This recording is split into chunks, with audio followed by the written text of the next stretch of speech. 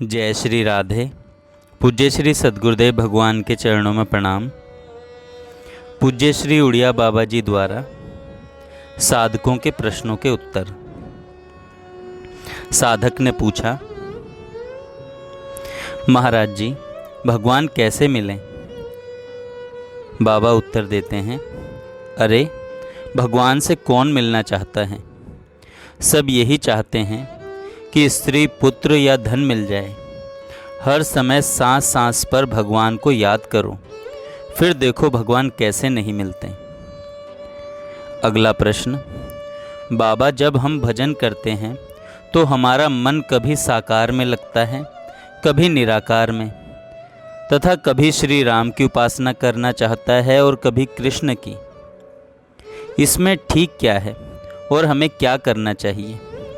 उत्तर में, जो कुछ गुरु बताएं वही ठीक है। मनमाना साकार या निराकार कुछ भी ठीक नहीं है।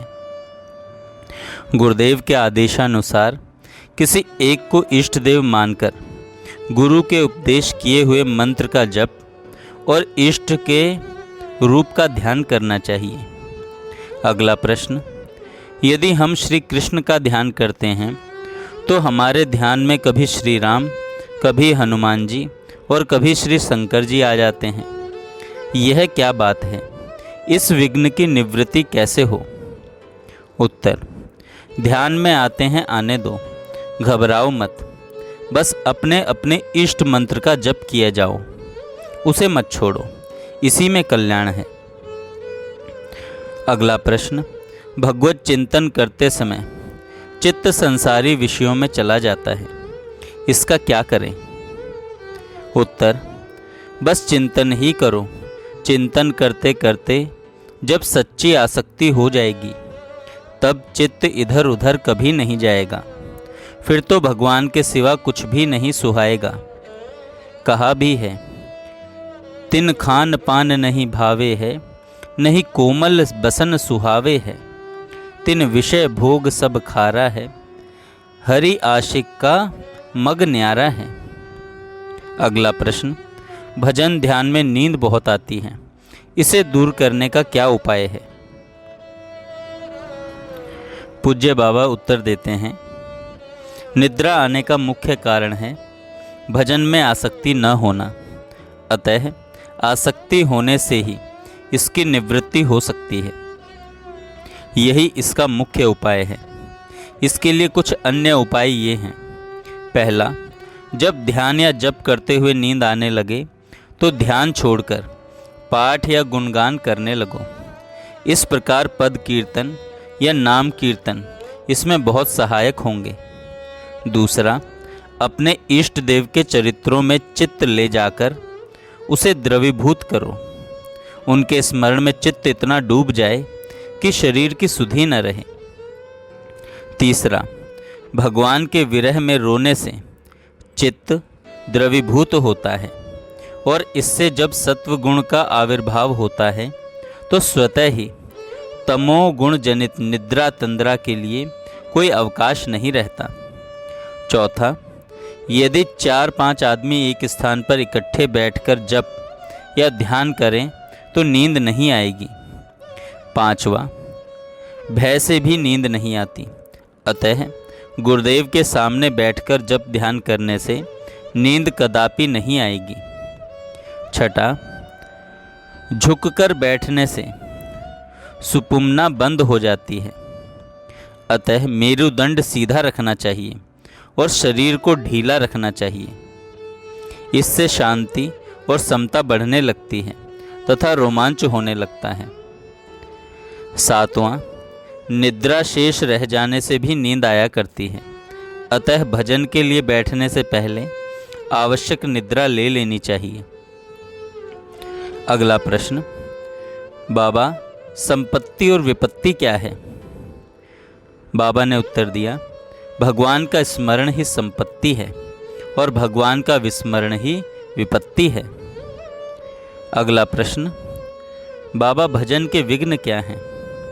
बाबा ने उत्तर दिया, पहला, भजन से विमुख पुरुषों का संग। दूसरा, अधिक बोलना। तीसरा, विषय भोग की इच्छा। चौथा, अधिक निद्रा। पांचवा, अधिक भोजन। छठा, हंसी मजाक। सातवां, स्त्री पुत्र आदि में अधिक आसक्ति होना। आठवां, क्रोध। नौवां, हिंसा। 10वां, काम विकार। 11वां, निंदा आदि सहन न कर सकना। 12वां, स्वयं दूसरों की निंदा करना। 13वां, आलस्य। 14वां, शौकीनी। 15वां, प्रसिद्धि। 16वां, मान बढ़ाई। 17वां, गुरुपन। 18वां, पर दोष चिंतन। 19वां, दिखावट। और 20वां, आवश्यकताओं को बढ़ा लेना। आगे बाबा कहते हैं, इष्ट देव के अनंत नाम और अनंत रूप हैं, किंतु हमको एक नाम और एक रूप में ही अनन्य प्रेम होना चाहिए। भगवान को निवेदन करके जो वस्तु खाते हैं उसे प्रसाद कहते हैं। ब्रजवासियों का तो टुकड़ा ही महाप्रसाद है। भगवान का निरंतर चिंतन ही भजन का तरीका है। भजन में जितनी बाधक पर निंदा है उतना और कोई नहीं है। चोरों को जैसे चोरी की चिंता में नींद नहीं आती, ऐसी वृत्ति जब भजन में होगी तभी कुछ मिलेगा। संत श्री नारायण स्वामी जी ने क्या अच्छा कहा है, सुने न काहू की कही, कहे न अपनी बात, नारायण व रूप में मगन रहे दिन रात। नारायण व रूप में मगन रहे दिन रात। निष्ठा एक ही होनी चाहिए, किंतु वह दृढ़ हो। ब्रज में एक महात्मा थे, उनके पास एक भक्त आया। उसने कहा, मुझे दीक्षा दीजिए। उन्होंने कहा, तुम राधे राधे कहो और गोवर्धन की नियम से परिक्रमा किया करो, कुछ काल पश्चात तुम्हें उपदेश करेंगे। उसने दृढ़ विश्वास करके ऐसा ही किया। कालांतर में वह बड़ा सिद्ध महात्मा हो गया। तब उसको गुरुजी ने कहा, अब तुम्हें दीक्षा दूंगा। वह बोला, महाराज मेरी दीक्षा तो हो चुकी है, अब मुझे दीक्षा की आवश्यकता नहीं है। मंगल में श्री हरि का सम्मान करो, बार बार उनका स्मरण करो, प्रत्येक वस्तु में उन्हीं को देखो, निरंतर उन्हीं से प्रीति करो, उनके विरह में रो, उन्हीं की याद में आंसू बहाओ। रुक्मिणी जी से भगवान ने कहा, तुमने सब राजाओं को छोड़कर मुझे पति क्यों बनाया? तब वह बोली, महाराज जिस परमात्मा की प्राप्ति की इच्छा वाले सम्राट एवं राजा लोग अपने संपूर्ण राज वैभव को तिलांजलि देकर चले जाते हैं, उन आपकी तुलना इन राजाओं के साथ नहीं हो सकती। आप तो राजेश्वर साक्षात श्री भगवान ही हैं। आप साक्षात पूर्ण ब्रह्म हैं। इसलिए मैंने सब ओर से चित्त हटाकर उसे आप भगवान में ही लगा दिया। इसी प्रकार हम लोगों को भी अपना मन संपूर्ण सांसारिक पदार्थों से हटाकर केवल श्री भगवान को ही अर्पण कर देना चाहिए। बाबा कहते हैं, स्त्री का दर्शन, स्त्री चिंतन, स्त्री के सौंदर्य का वर्णन, उनके साथ संभाषण और उनका स्पर्श, इनसे बचना चाहिए।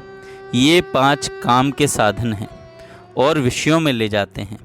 तथा भगवत विग्रह दर्शन, भगवत चिंतन, भगवत गुणानुवाद, भगवत भक्तों के साथ सत्संग और भगवत भक्तों की सेवा, ये प्रेम के साधन हैं और भगवान की ओर ले जाते हैं। भगवत भजन के साथ इन बातों का ख्याल अवश्य रखना चाहिए। पहला, सत्संग उसी महात्मा का करे जो इष्ट में समानता रखते हों। दूसरा, पर निंदा, पर स्त्री और पर धन से सर्वदा दूर रहें। तीसरा, किसी भी संसारी पुरुष से मित्रता न करें। चौथा, भगवत भजन को छोड़कर अपनी इंद्रियों को विषय चिंतन में न लगावें। पांचवा, स्वाद और वाद विवाद, इन दोनों से बचता रहे। छठा, जल्दबाज न हो। सातवां, सदा प्रसन्न रहे उदासी कभी ना आने दें। 8वां, कठोर भाषण किसी से न करें। 9वां, जन्म मृत्यु का भय न रखें।